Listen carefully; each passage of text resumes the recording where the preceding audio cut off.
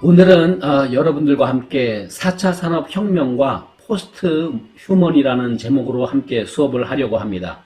그래서 오늘 수업에서는 YTN 사이언스의 영상 자료를 중심으로 4차 산업혁명과 다양한 분야에 대해 알아보고 또 새롭게 제기될 수 있는 윤리적 문제도 생각해 보겠습니다.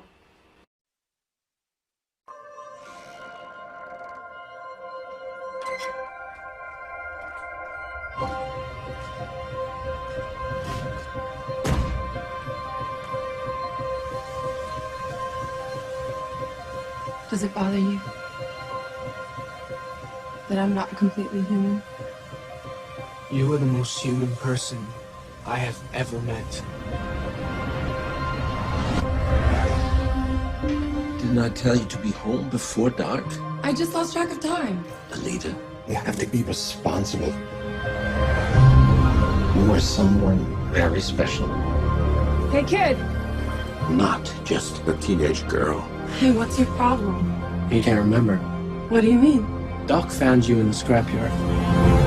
So you must be from up there. And I'm just an insignificant girl. Yeah, that's what they want you to think. I'm not your daughter. I don't know what I am. I do. You have the most advanced weapon ever. But that's just a shell. It's not bad or good. That part's up to you. I do not stand by in the presence of evil. She's threatening the natural order of things. Tonight is not a game. It is a hunt. I need you to destroy the girl called Alita. You made the biggest mistake of your life. And what's that? Underestimating who I am.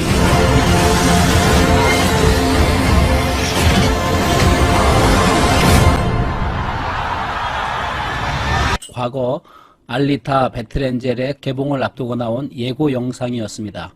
이 영화는 2019년 2월에 한국에서 개봉된 알리타 배틀엔젤입니다. 로버트 로드리게즈 감독의 작품으로서 인간과 기계가 융합된 사이보그에 대한 내용을 다루고 있죠. 21세기 오늘날 이슈가 되고 있는 4차 산업의 한 부분으로서 사이보그와 포스트 휴먼을 다루고 있습니다.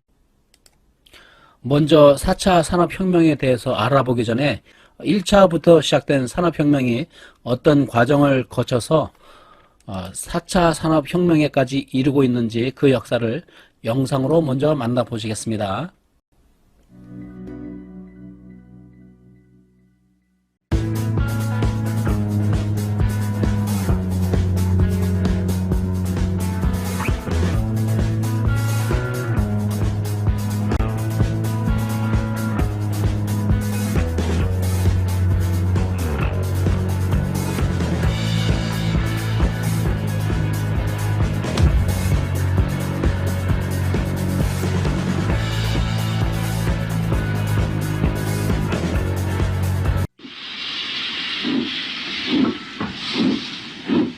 지금으로부터 230년 전 영국에선 증기의 힘으로 구동하는 기차가 등장합니다.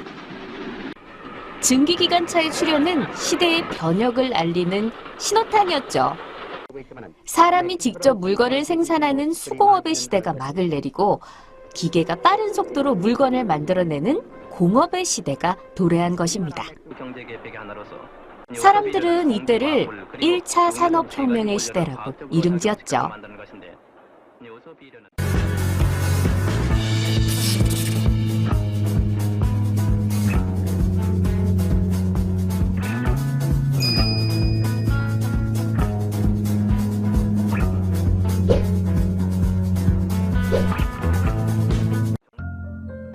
(1차) 산업혁명이 시작된 지 100년쯤 지난 어느 날 발명왕 에디슨의 반짝이는 발명품이 또 한 번 변화를 일으킵니다. 오래도록 빛을 발하는 백열전구가 상용화되면서 전기의 시대가 시작된 것이죠. 석탄을 사용해 기계를 돌리던 공장은 전기 에너지를 활용한 새로운 시스템을 도입했는데요. 벨트를 회전시켜 물품을 연속적으로 운반하는 장치, 바로 컨베이어 벨트입니다. 1913년 미국 포드사의 창립자 헨리 포드는 컨베이어 벨트를 이용한 생산 라인을 구축합니다. 그동안 사람이 이리저리 움직이며 자동차 부품을 조립해 왔다면 컨베이어 벨트 위의 자동차는 조립 단계에 맞춰서 사람 앞으로 이동합니다. 빠른 시간 안에 많은 물건을 생산하는 자동화 시스템의 시작. 컨베이어 벨트의 활용은 자동차뿐만 아니라 각종 전자제품의 대중화를 이끌었습니다. 똑같은 제품들이 쏟아지면서 제품의 생산 단가는 낮아지고 소비자는 보다 저렴한 가격에 물건을 구매할 수 있게 됐습니다. 사람들은 이 시기를 두고 전기의 힘이 만들어낸 2차 산업혁명의 시대라고 말합니다. 산업혁명이라 부르는 각각의 시기엔 분명 세상을 변화시킨 슈퍼 아이템이 나타났습니다. 그렇다면 인류에게 다가온 거대한 세 번째 물결은 무엇이었을까요? 지식 정보가 가치로 이어지는 시대, 바로 컴퓨터와 인터넷의 등장입니다. 1970년대 말부터 컴퓨터는 대중화되기 시작했습니다. 지금과는 비교할 수 없을 정도의 성능이었지만 개인용 컴퓨터의 확산은 정보통신 시대의 초석을 마련했죠. 이전까지만 해도 저장 매체라고 할 수 있는 건 한 글자 한 글자 눌러 적은 서류들이었습니다. 한 장의 서류가 사라지면 그만큼의 정보는 세상에 존재하지 않게 되는 것이죠. 하지만 컴퓨터는 서류에 적힌 정보들을 데이터화하고 저장과 전송을 클릭 한 번으로 처리할 수 있는 획기적인 장치였습니다. 인터넷이라는 가상의 공간이 정보의 바다이며 그 지식의 바닷속에서 원하는 내용을 언제든 찾아 사용할 수 있다는 건 정말 놀라운 일이었죠. 이때를 정보혁명의 시대, 3차 산업혁명이라고 명명했습니다. 3차 산업혁명 때부터는 지식혁명이 일어난다고 봅니다. 컴퓨터의 등장과 통신의 발달로 모든 지식들이 데이터화가 되고 데이터는 전송이 되고 전송된 것들이 모여서 새로운 지식을 또다시 만들어내는 디지털 혁명이 3차 산업혁명부터 시작이 됐는데요. 어느 정도 진행되고 모든 것들이 지능화될 수 있는 때가 될 때 이제 4차 산업혁명이 나타난다고 볼 수 있습니다.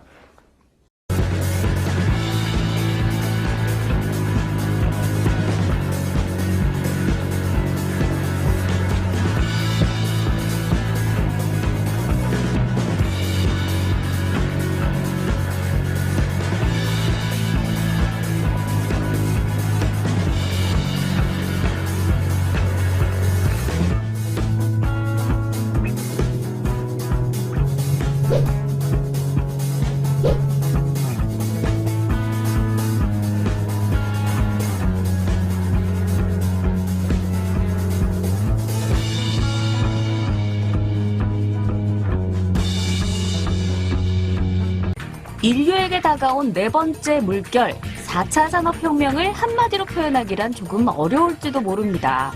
그럼 이 시대를 나타내는 키워드를 한번 쭉 나열해보는 건 어떨까요? 인공지능, 사물인터넷, 빅데이터, 5G, 클라우드 컴퓨팅 등 꽤 익숙한 용어들이 등장하는데요. 전문가들이 말하는 4차 산업혁명의 특징은 이 모든 기술이 유기적으로 연결되어 있다는 점입니다. 4차 산업혁명이란 디지털로 구성된 사이버 세상의 구축입니다.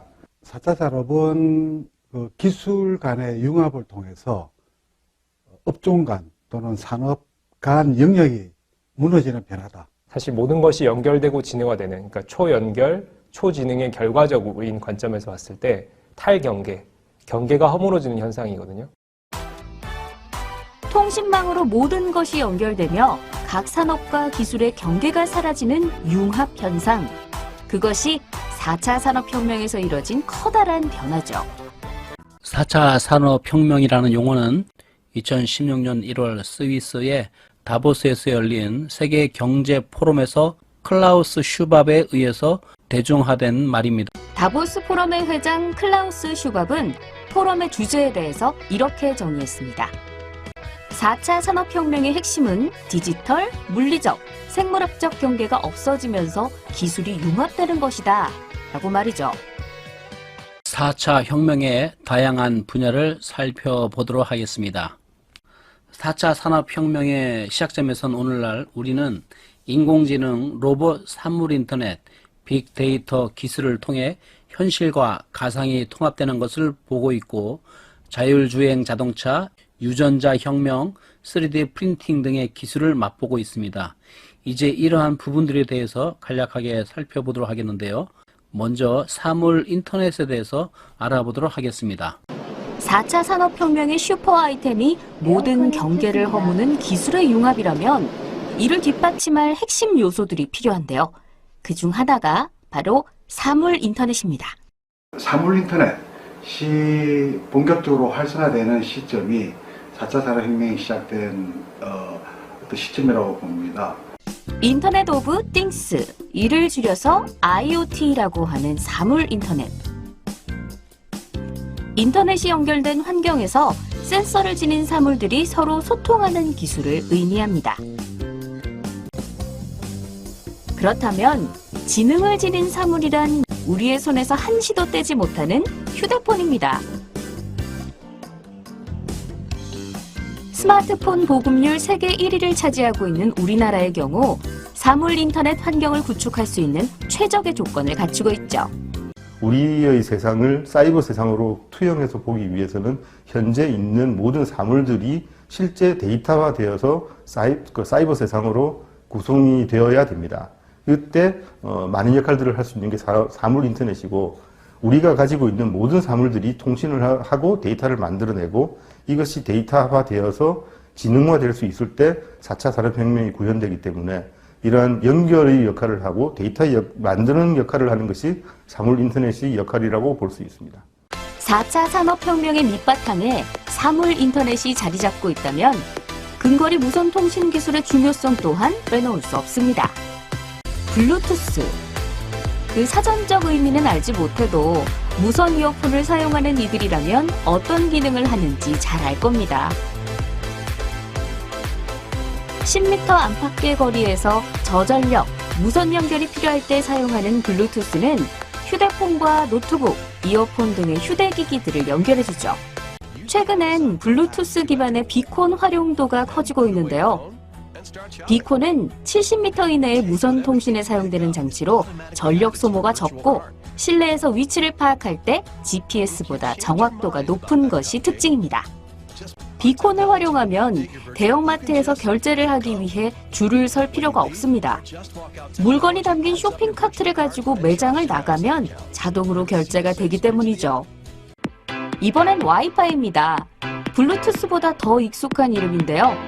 무선 환경에서도 유선 랜과 같은 수준의 속도와 품질로 데이터 통신이 가능한 것이 특징입니다. 와이파이는 100m 이내의 범위를 갖기 때문에 스마트홈 구현에 주로 사용됩니다. 이외에도 온도, 습도 등의 환경을 감지하는 센서 정보를 가까운 거리에 전달하는 통신 기술로 지그비와 지웨이브를 들 수 있는데요. 사물과 사물 간의 소통을 가능하게 만드는 대표적인 기술로서 저전력 소형 네트워크가 적용되는 스마트홈에 효과적으로 사용되고 있습니다. 네, 사물 인터넷과 관련한 영상을 보셨는데요. 4차 산업혁명에서 사물 인터넷의 역할은 무엇일까요? 초연결이라 할 수 있습니다. 그런데 초연결에서 주목해야 할 통신 기술은 또 무엇일까요? 바로 5G입니다. 마치 오래전부터 4차 산업혁명이 도래하길 기다려왔듯 우리 앞에 등장한 5G. 차세대 이동통신 기술로 알려진 5G는 현재 우리가 사용하는 LTE 네트워크를 한층 뛰어넘는 기술입니다. 이러한 초고속, 초지연이라는 5G의 특징은 4차 산업혁명과 밀접한 관계가 있습니다. 수많은 기기들이 연결되고 폭발적으로 형성되는 데이터들이 신속하게 이동하기 위해선 5G와의 융합이 필수적일 수밖에 없는 것이죠. 예를 들어서 자율주행을 보게 된다면 도로에는 엄청나게 많은 차들이 서 있습니다. 그 차들이 모두 다 통신을 합니다. 근데 한 대만 통신을 하는 게 아니고 한 차 내에서도 수많은 기기들이 있어서 그 기기들이 모두가 통신을 해야 됩니다. 어느 거 하나라도 빠지게 되면 사고의 위험이나 이런 것들을 방지할 수가 없습니다. 그래서 이런 부분에 대해서는 엄청나게 많은 초연결성이 필요한 부분이 될 것이고요. 이제 영상 데이터를 정보를 분석하고 보내야 되는 부분이 있는데 기존의 4세대 통신으로는 부족했던 부분까지도 다 할 수 있다, 다 보낼 수 있다는 큰 특징이 5G에서 있기 때문에 4차 산업혁명 시대에는 5G가 주도하는 네트워크가 될 거다라고 이렇게 보고 있습니다. 이번엔 거미줄처럼 엮여있는 네트워크의 탑승에 있는 승객, 데이터에 대해 살펴보려 합니다.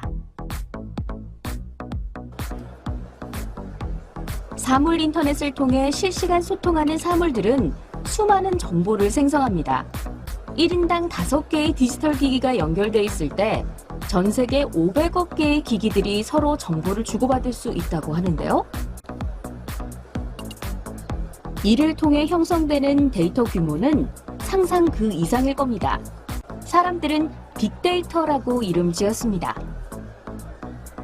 세상 모든 사람들의 정보와 디지털 흔적들이 흐르는 또 다른 바다. 어떤 사람들은 빅데이터를 21세기 원효라고 부르기도 합니다. 보이지 않지만 세상을 가득 메울 정도의 빅데이터는 어떻게 활용하는지에 따라 국가 경쟁력을 좌우하는 황금 열쇠가 되고 있는데요.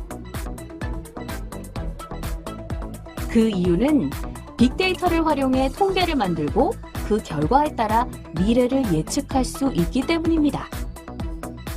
하지만 빅데이터를 활용하기 위해선 먼저 저장 장치가 필요합니다. 방대한 양의 데이터들을 효율적으로 관리할 수 있는 공간, 이제 클라우드가 등장할 차례입니다.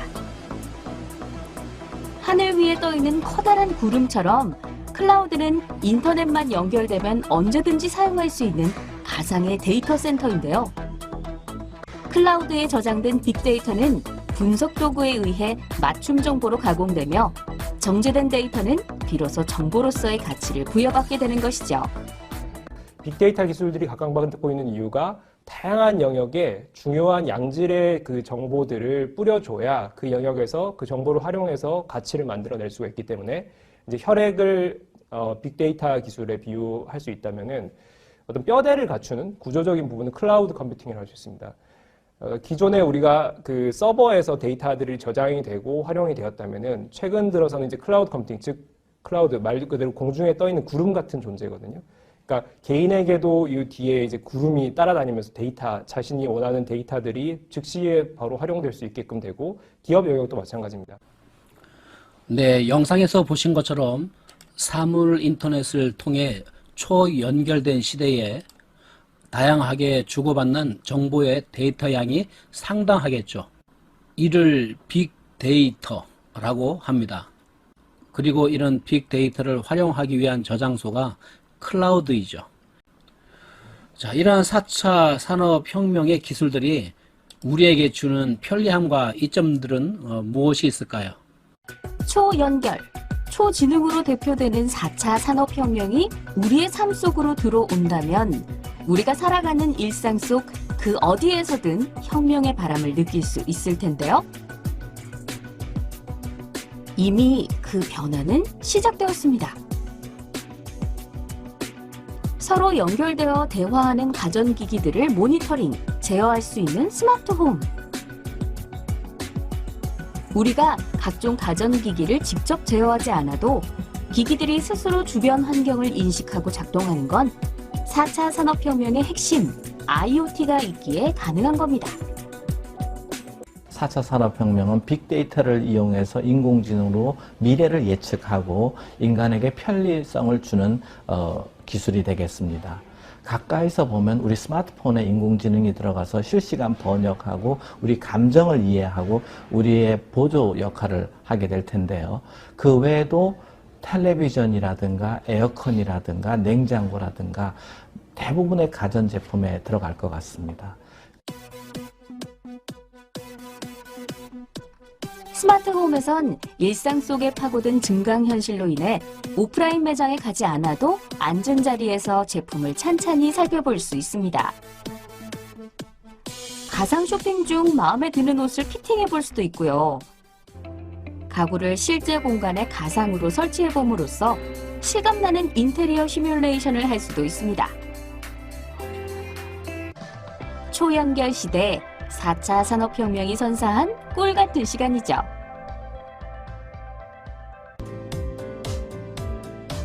헬스케어 분야는 일상생활에서 질병을 진단, 관리하는 방향으로 흘러갈 것입니다.